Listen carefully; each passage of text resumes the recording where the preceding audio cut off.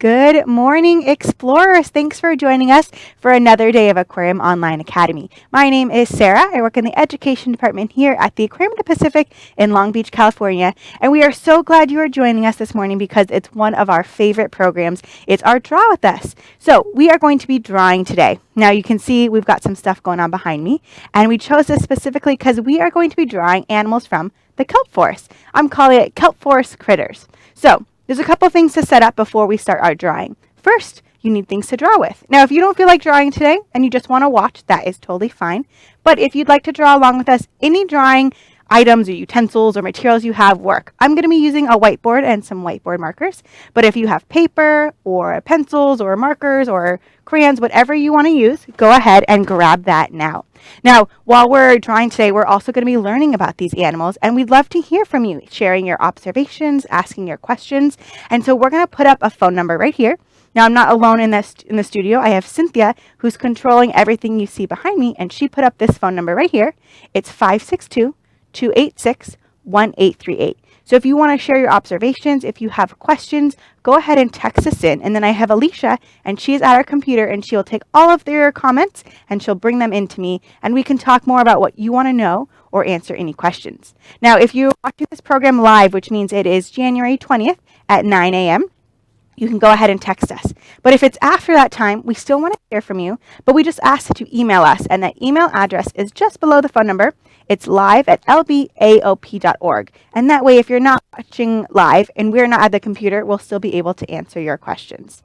All right, explorers, are you ready to go? Now, I'm going to step off the screen, and the first thing we're going to do is we're going to make observations. That's something that scientists do a lot, is they look at a habitat, an animal, and they make observations. They share what they see. So I'm going to step off the screen, and I want you to start making some observations. Now, remember, you can text us in your observations, or you can just think them. You can even start to draw if you want to write down some of the things that you're seeing. You can share with anyone you're watching with. If you're watching with one of your pets, you can share with them. So what do you notice in this habitat? Ooh, now I brought in this big word, habitat. Now, habitat is a place where an animal lives. Now, this animal, this is one of our sea basses coming right up to the camera. They like to get their close-ups in. But what things do you notice in this kelp forest habitat? Because we're going to draw some of the animals who live here, but we're going to start by drawing a little bit of the habitat. We're not going to spend too much time on the habitat itself, because I do want to get to the animals, but what makes up this habitat? Do you notice any things that are living, any animals specifically, or plant-like things? Anything that's not living, maybe that kind of creates the base of this habitat? What things do you notice? Well, one thing I noticed that we can see really big right here are these things here. This, and this, and this. What are those? They're not living things. Those are the rocks. And the rocks are really important for this habitat because they are going to anchor the kelp. Now, did you notice any kelp in this habitat? We've got lots of it here. All of this brownish, kind of greenish stuff. This is all kelp. Now, kelp is not a plant. It's what we call an algae. And that's because it doesn't have a root system. So if you think of a plant, maybe you have some plants in your home or in your garden outside, or you see them as you walk around your neighborhood. They have these roots that reach down into the dirt, and that can help anchor them or hold them into that surface. It also helps them get some nutrients. So algae, they don't have that root system. Instead, what they have is something called a holdfast. Now, the holdfast does kind of look like roots, but it's exposed, so it's just on top of the rocks. And so that's how these kelp, or these pieces of algae, anchor or attach themselves to the rocks. Now, we can try and be kelp. I'm going to have Cynthia bring up another image of kelp to watch it in the ocean. Perfect. So this is a kelp forest. So this is underwater. So these long stalks of kelp, they grow towards the sun, and they create an underwater forest. Now, if we're thinking about we're being kelp, even if you're sitting or standing, you could anchor your feet down like they're stuck to the ground. And then your body's going to grow up really tall towards the sun. And then it just kind of moves in the movement of the ocean. So as the ocean current is moving back and forth, the kelp is going to sway just like we see here. And all these stalks of kelp, they create a forest for the animals. So let's go on over to start drawing. So we're going to go on over to my document camera. And the first thing I'm going to draw are some big rocks sort of on the ends over here. Now, I'm going to draw kelp as a border. So we're going to leave the space in the middle open, but we're going to draw kelp along the border. So I'm going to start with these rocks right here. And I'm just going to make a couple of them like on this side. And then I'm going to make some on the other side as well. And they can be any size you'd like and any shape really, because rocks come in all shapes and sizes. And then down here is going to be where the sand is. So I'm going to make some polka dots as the sand. Just like that. So they're sort of the base layer of our habitat. But now we're going to draw the kelp. Now, for the kelp, I'm going to cross the screen because I actually have a model of some kelp that can help us. So right here is the holdfast. So that's that sort of tangle of roots that's exposed. So it attaches right on top of a rock. And then the kelp has, it looks kind of like leaves, but we actually call them blades because, right, it's not a plant. So we call them blades. And they have this little air pocket right here. And that helps it grow towards the surface because it's going to be using sunlight for energy. So it wants to reach towards the surface because that's where there's the most sun. So we're going to draw little air pockets and then these blades. So take a look at the shape of these blades. So they're kind of wider and then they come up to a point. All right, so we're going to head over to start drawing. And like I said, I'm going to draw it as a border. So I'm going to draw my holdfast right here. So it's just going to be sort of like a little tangle of roots. And then I'm going to draw the stalk. So that's going to be the part where all those blades are going to attach. And then what happens is kelp can grow really, really fast in perfect conditions, which means the water is nice and cold and there's a lot of sunlight. Kelp can grow about 2 feet a day. Imagine growing 2 feet a day. Kelp would outgrow most of us, or all of us, in just a couple of days. So we see I have a question coming in from Patricia, and it says, does kelp grow in deep water? Great question. So kelp can grow somewhat deep, but like I mentioned, it does need the sun for energy. So it can't grow super, super deep because the deeper you go in the water, the less sunlight there is. So while kelp can be really tall, think how long can kelp, like 60, 70 feet? I think kelp grows about 60 feet deep. Yeah, it can be up to 100. Up to 100 feet. I'm getting better answers from our office. So kelp can grow about 100 feet deep. But any deeper than that, they're not going to get a lot of sunlight, which is going to make it really hard for it to keep growing towards the surface. But 100 feet is such a tall length for this algae. So I'm going to draw, we're going to go back my kelp along the side. And then as kelp reaches the surface, as I said, it grows really fast. And once it hits the surface, it doesn't stop growing. It actually folds over on its side and creates a canopy. So I'm going to move my drawing down a little bit. And I'm going to kind of fold over my kelp and make a border, just like that.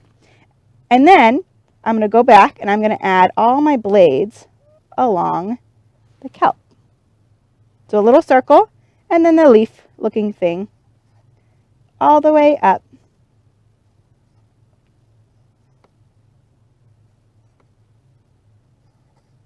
So not only are we creating this home for all these animals, but we're making a nice little border on our drawing. Just like that. And then, while we're working that, I'm going to do it again on the other side to make another border. So I'm going to draw that tangle of exposed roots that hold fast, attaching to a rock. And then that stalk that's going to grow up towards the sun.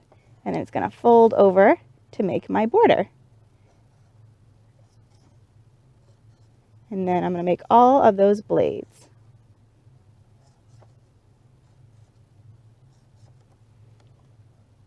Try not to erase what I've drawn because I'm a lefty and so I tend to erase things as I go. All right.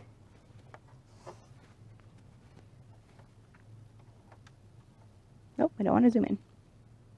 All right, so here is my border of my kelp. And then if we go down to the bottom, you can see the rocks and the holdfast and all that sand. All right, let's go back to our blue cavern.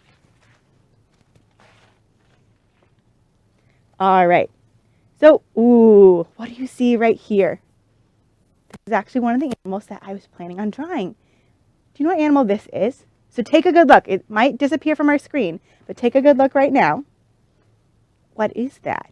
It kind of looked like a snake, right? Kind of moves its body, similar to how we might think a snake moves. And there are snakes that live in the ocean, but not here in our kelp forest. Does anyone have an idea of what that animal is? So if you have a guess, We're going to watch this animal while it's on the screen because it doesn't always hang out in front of our camera. Now, I don't think I mentioned, but this exhibit is here at the aquarium, and we have cameras in a lot of our exhibits, and you can watch what's happening. Now, usually it's live. Oh, there it goes. Did you get a glimpse of what that animal was?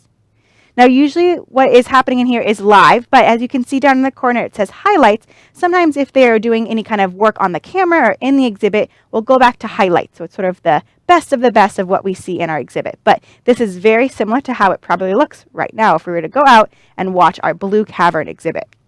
Now, did you catch what that animal was? So let's say it all together. 1, 2, 3. It was an eel. Absolutely, it was an eel, a moray eel. Here we go. Look at this eel. Now, eels, they live in the kelp forest. And as you can see here in the background, there's some rocks. So they tend to live in caves. So we're going to draw a cave for our eel to live in. So we're going to go back over here. And I'm going to draw this big rock kind of coming out from the side and down like this. So there's a bigger rock behind all this kelp.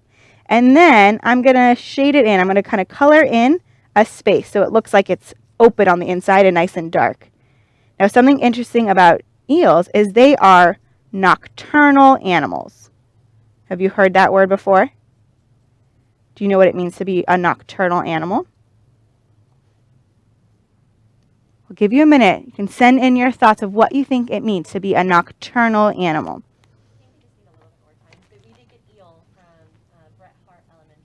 Bret Hart Elementary, you texted in that you guessed that animal is an eel. Excellent job. You're right. So we'll pause for a moment. Now think about that word nocturnal. I know there's a lot of things going on. You're drawing, you're trying to catch up drawing, answering questions. So whatever you're comfortable doing, that is totally fine. And you can always pause. Our video is on YouTube and it's live, but you can always pause and keep drawing and then play it again, or even rewind if you need a little more time on our drawings. We only have half an hour, so we're going to kind of move a little bit faster, but remember, you can always pause to work on your drawings. Now, we have some really fun colored markers, so I am going to use a different color for our eel. Let's go back to that picture of an eel. All right, so take a look at our eel here. It's kind of, what color do you see? Kind of yellowy green, right?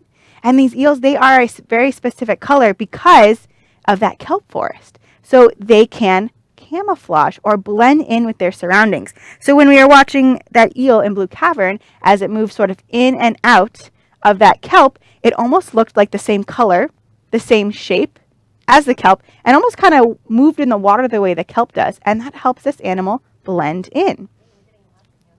Ooh. All right, so we've getting lots of answers coming in. So I'm going to give Alicia a moment to write all those things down. But let's think about how we're going to draw this eel. So it's easy for us to think about drawing in terms of shapes, and then we can kind of adjust those shapes to better fit the animal. So if we I'll cover up the head of the eel. What shape do you kind of see like here?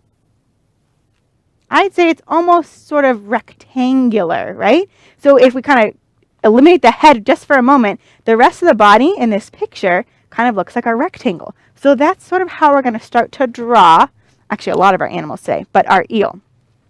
So back to my drawing. My eel is going to come out of its cave, and I'm going to start with that rectangle, just like that. But I'm not going to close my rectangle just yet because I'm actually going to draw its head. And so I'm going to kind of curve it down, and then I got to leave a space for its mouth.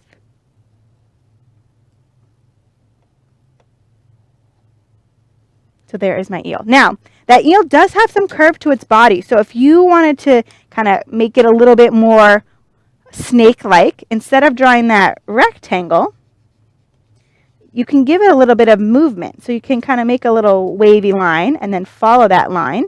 So it's not that straight rectangle. And then add in its head with its mouth. And then there's a couple other features that our eel needs. Let's take a look real quick back at that picture. So we've got its body, but what do we see here? What does it need? An eyeball. Absolutely, it needs an eyeball. Now, eels don't see too well. They rely on something else to find things. They rely on their nose. So we've got a mouth, we've got eyes, we've got a nose, and also this thing. Now, this might be hard to tell what this is right here. It kind of looks like it's just an extension of its body, but this part right here that almost looks like it comes to a point and it's kind of thin, that is the fin of the eel. So let's go back to our drawing. And I'm going to draw this really thin fin. And then I'm going to use my black marker to draw an eye and its nostrils. Oh, that doesn't really look like an eye. Let's fix this up.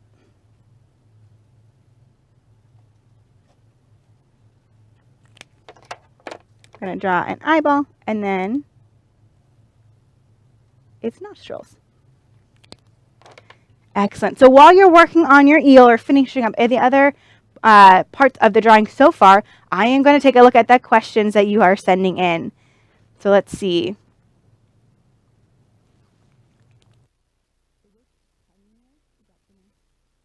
Yeah, Mr. Kenmuir's third grade class. So Mr. Kenmuir's third grade class said, oh, that a nocturnal animal sleeps during the day and hunts at night. Excellent. And Xavier says awake at night. And Monte Vista Elementary, Jade wants to know, what do eels eat? Great. So first things first, nocturnal. So eels are nocturnal, which you're right. Everyone who responded saying that they sleep during the day and they hunt at night. And so eels, they try and hide in their caves for most of the time during the day, and then they will come out at night to hunt. Now, what do you think these eels eat? Now, you can't really see in this picture, but they do have really sharp teeth. And so those teeth are going to be used to grab a hold of whatever they can find, which could be a small fish or any other invertebrates or crustaceans. If you see in the picture, there's actually a lobster right here, which this eel is not looking for a snack right now, but they will eat pretty much what they can find. And they're going to use those sharp teeth to grab a hold of their food. But like I said, they are relying on their sense of smell to find their food. AMLA Mounties also said night. Oh, and I see AMLA Mounties also said night animals. So a nocturnal animal is awake at night. Now, thinking about at night, it's really dark out. So the eel, they don't really need their eyes, right? If it's really dark, they won't be able to see much. And so their eyes don't work very well, but they rely on other senses like their nose to smell for their food. And then they can use those sharp teeth to grab their food. Now, I mentioned that these animals blend in, and that's important for animals who are nocturnal to be able to blend in during the day. Because if they're going to be trying to sleep while most animals are awake, they need to find a way to hide. And so not only do our eels hide in caves, but their body color can blend into their surroundings.